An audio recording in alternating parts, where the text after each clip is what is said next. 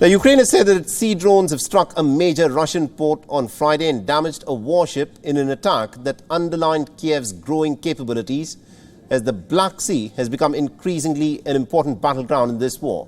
Our next report gets you more details. This is Ukraine's latest weapon, moving stealthily in the dark of the night, laden with explosives zooming on to its target, which is believed to be a Russian large landing ship, the Olenegorsky Gonyak. The footage is said to be of an area close to the Black Sea port of Novorossiysk, where this Ukrainian drone rams into its target. This is the first time a commercial Russian port has been targeted in the 18-month conflict. Satellite imagery from Planet Labs appeared to show the landing ship leaking oil into the waters of the port. Naval drones or sea drones are small unmanned vessels which operate on or below the water surface. While Russian ships are very advanced and fitted with the latest weaponry, they are not quite adept at targeting small boats which travel at high speed.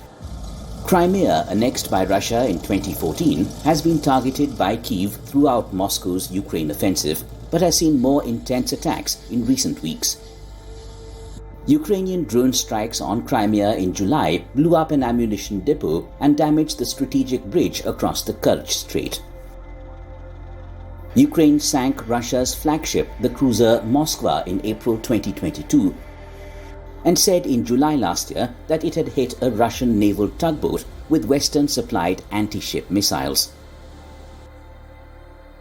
Ukraine began its long-awaited counter-offensive in the same month, but has made modest advances in the face of stiff resistance from Russian forces on the front line. But now it has found a chink in the Russian armor and has been increasingly hitting Moscow's naval assets more frequently. Bureau Report, WION World is One. And also to give us more insights on this new strategy that Ukraine seems to have embarked upon, we're being joined by Ms. Velina Chakarova, who's the founder of geopolitical consultancy, and she's joining us live on this broadcast from Vienna in Austria. Ms. Chakarova, this is an interesting sort of a development. Now, Russians have said that because they've pulled out of the Black Sea grain deal, any ship that is heading towards a port in Ukraine becomes a legitimate military target, and therefore they've of course got their Black Sea fleet out in full force. But the Ukrainians seem to be trying to break through that blockade by targeting these expensive Russian warships by using what are essentially low-cost naval drones. Tell us more as to how Ukraine has in fact hit upon this strategy. Well, what we are observing right now is, in fact, the only option that Ukraine has on the table to, in fact, prevent this blockade that Russia has skillfully prepared and has been exercising over the last, let's say, several months. We saw already the official withdrawal of Russia from the Black Sea Grain Initiative, but in fact, the last 3 months, the 3 key Ukrainian ports have been already blocked and could not ship any grain.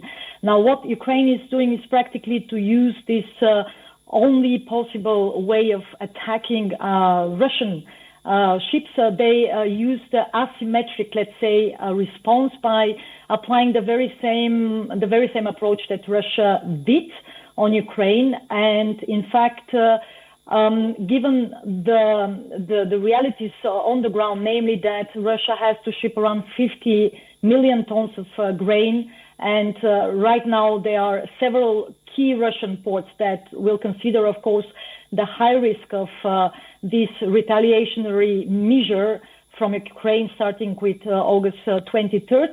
I think that this is the only way how to pressure Russia to stop this blockade, because what we are seeing is not only having an impact on Ukraine, specifically on the war, and more specifically on the economic, of course, clout that Ukraine relies on with the shipment of the grain, but it will have a global impact similar to what we saw last year, starting with the period immediately after the launch of the war, namely food crisis.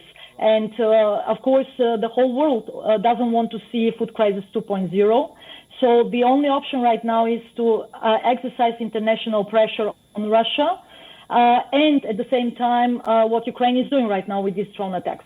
Absolutely, indeed. And also my quick question to you is, how successful do you think this strategy is likely to be? Because these naval drones are said to be very simple contraptions. The drone that in fact struck the Russian warship yesterday night reportedly carried explosives of about 450 kilograms before it rammed into the warship. How successful do you think Ukraine will be in actually denting the Russian presence in the Black Sea? Well, what we saw yesterday is that Russian ships are once again vulnerable to Ukrainian attacks, similar to the moment, if you remember, last year with the very, very striking episode of the attack on Moskva ship, which of course pushed the Russians to, adapt their naval presence. And right now, this Ukrainian attack will once again push the Russians to adapt accordingly.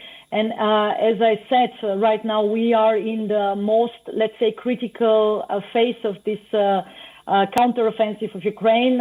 In fact, the most active phase of the counteroffensive is just beginning. And obviously, Russia is applying a very successful geo-economic component to this warfare. That is, as I said, with the food crisis episode. Absolutely, indeed. Thank you very much indeed, Ms. Chakharova, for joining us and getting us all those insights there. Thank you.